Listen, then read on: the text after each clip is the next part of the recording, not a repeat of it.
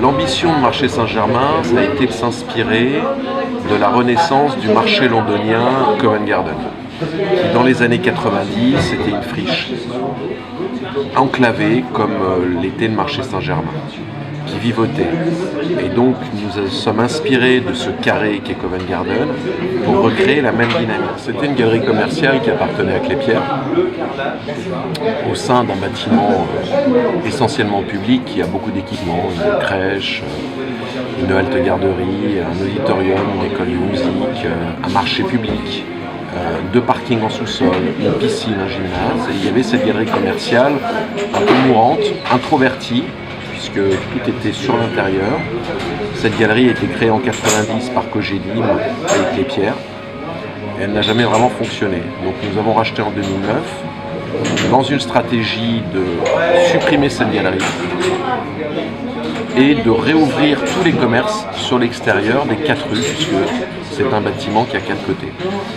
Et donc en supprimant la galerie, nous sommes passés à 4500 m² locatifs.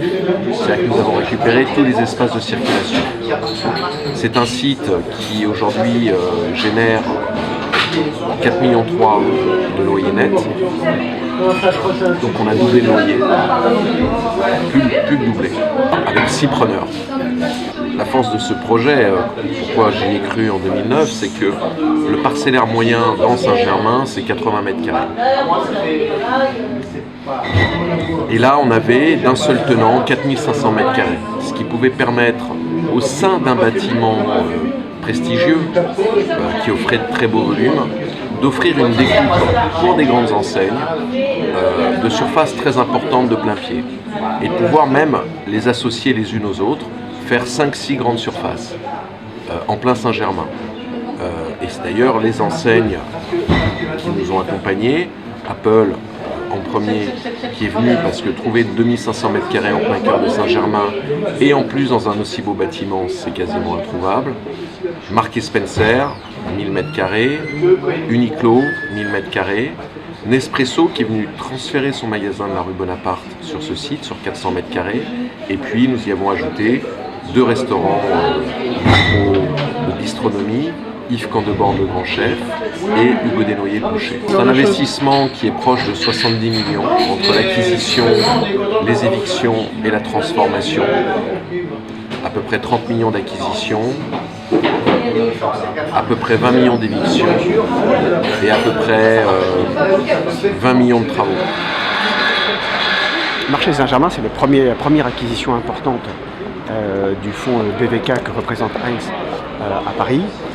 On a tout de suite cru à cette grande opération parce qu'elle est indiscutable dans sa localisation. Elle est située entre Saint-Germain et Saint-Sulpice. Le site est très connu par tous les Parisiens. C'est un endroit de shopping très important pour tout le monde. Et pourtant, c'est un site qui a été délaissé depuis 2 ans parce que ça ne fonctionnait pas.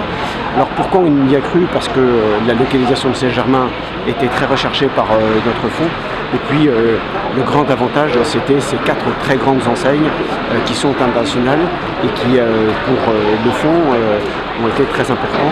On a signé l'acquisition pour un montant à peu près de 130 millions avec des baux qui sont fermes sur une durée de près de 10 ans, et donc ce qui permet de pérenniser des revenus dont on pense d'ailleurs qu'ils s'accroîtront dans la durée avec le succès des enseignes de Marché Saint-Germain. Donc voilà les principales raisons de cette première grande acquisition pour nous à Paris, et on souhaite qu'il y en ait d'autres dans l'avenir, à Paris également, mais éventuellement également en province. Plus d'informations, dirige-toi vers les collègues humains. Dirige-toi vers les collègues humains. Plus sur les services Uniqlo Saint-Germain-des-Prés. Voilà un objet architectural dont le cœur était le commerce, qui redevient tourné vers la rue. C'est un grand moment d'enthousiasme et un grand moment de qualité, parce que l'architecture ici est omniprésente et elle accompagne merveilleusement bien les équipements publics. Le problème du centre-ville aujourd'hui est prégnant, et effectivement il y a une prise de conscience des élus importante et de l'ensemble des commerçants, et le Procos que je représente est préoccupé du sujet. Donc bien entendu, le sujet de Saint-Germain est une réponse de ce point de vue-là, qui doit à chaque fois être une réponse locale à une problématique d'un lieu existant qui n'avait pas trouvé de manière efficace sa vocation.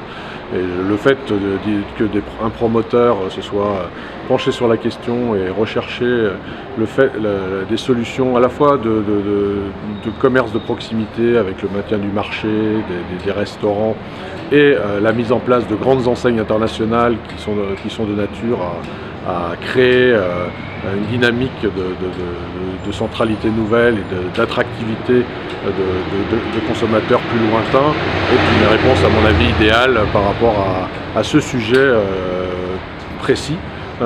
Évidemment, chaque sujet de centre-ville réclamera une réflexion particulière et il n'y a pas de côté duplicable évident. Donc effectivement, il faudra à chaque fois se pencher sur des réponses adaptées à la spécificité du marché local, la culture de la ville et la capacité des enseignes de venir dans telle ou telle ville à des conditions économiques en phase avec le marché. Veux-tu prendre une photo avec moi avant de partir ?